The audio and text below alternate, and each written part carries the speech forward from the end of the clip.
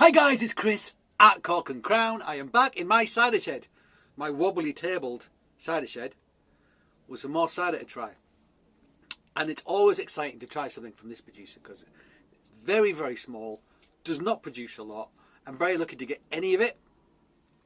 And it is Maddoc, Jeremy Harris at Maddoc. Brilliant cider maker, working on a small holding in Herefordshire near the Welsh border. And this one is Pethyr, which has got a certain sort of like Welsh sound to it, doesn't it? And Putt we know. I think it's a sharp or a bit of sharp. Can't remember. I'll put it all on the screen though. But it's also got Cherry Norman, which we've had before, but I can't remember much about, and Katie, which is a dessert apple, a new, contemporary, recently developed dessert apple. Katie is, and I think we've had a single varietal Katie from someone on this show. It's not a show. It's me in the shed on this, whatever this is, vlog. So yeah, Pethyr and Putt 2021 with Cherry Norman and Katie. I'll put more details about those apples on the screen. For your delectation, dry, fruity and crisp cider, hand-picked, pressed, fermented, using wild yeast and bottled on the small holding. May contain traces of naturally occurring sulfites. And it says, scan me. So I might do that later. I might scan you. 6%. Let's get going. Let's get going. Dosed, possibly? Yep, it's fizzy. So I think, does he called rack? I think he called racks, but it says this is dry, so it won't called rack. It's a little bit of bubble, so I assume he's dosed it rather than pet that. I can't remember. I might have to email him and find out, because I can't remember. But he got so much RAM. So if I learn a new thing, an old thing has to leave. And that fact left out of my right ear. Right, colour. Oh, just going into amber. That, in fact, it's a light amber, that, isn't it? That's not gold. That is a light amber, and it's bright and it's pretty. And it's got a very fine bubble, very light bubble, which I love. Don't want too much fizz. Just want a little bit, just to lift it, just to give it a bit of spritz. Let's smell it. Oh, there's quite a lot going on there. There's quite a lot. There's a little bit of, there's very ripe fruit character to it, and not apple necessarily. Like ripe fruit of, I'm not sure what description. Hints of sort of like Wellington boot in there as well. Yeah, it's not that cold, so I'm getting quite a lot off it. Because when it's warmer, it's more volatile. You get more aromatics. Yeah, Wellington boot, very ripe fruit. Hint of savouriness in the background as well, very subtly. Hints of sweated apple. Interesting nose. Yeah, loads going on, and there is a hint of like bright, ripe, fresh fruit in there as well, which I assume would come from like the Katie and so forth.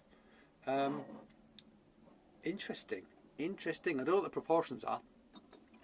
So far, very interesting indeed. Yeah, it's cool nose. Yes, I mean, hint of something savoury in the background. It's not bacon. There's something. Although I have had bacon on the nose before. From ciders. Who was it from though? I can't remember. I think it might have been Bridge Farm yonks ago in one of theirs. Anyway, let's try it.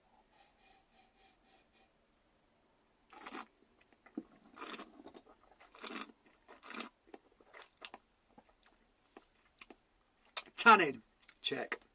Acidity, check. Hard tannin? No. That savoury thing is coming through on the palate as well. What the heck is that? So let me think of, well, I said bacon. It's making me think of sort of pork or sausages with herbs, something like that. Yeah. How unusual. And there's a hint of like like Wellington boot, which sounds horrible. It's not. From a cheesemonger, I've had so many Wellington boots, new pairs of Wellington boots. I've been through so many, and the smell of a new Wellington boot. It's a lovely smell. You get it a lot in really good Rieslings as well. It's something I look for, almost like a petroleum characteristic. Yeah, some hints of like maybe strawberry in the background as well. There's loads. I mean, this is quite a light, delicate, fresh cider, but there's quite a lot of stuff going on, particularly on the nose.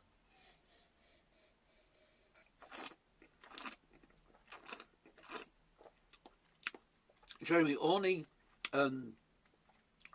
ferments in steel as well, so there's no influence from anything other than the fruit and the yeast, etc. It's you know, the fermenting vessel is inert. You know, it's not bringing anything to the party. Yeah, cool. It's flip-flopping between those things that I described already. It's interesting. It really is.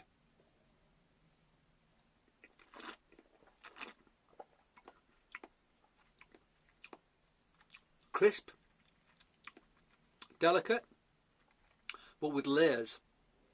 That's what I'd say about that. And look, I drank it all. I drank it all. I drank it all. I'm going to pour a bit more out.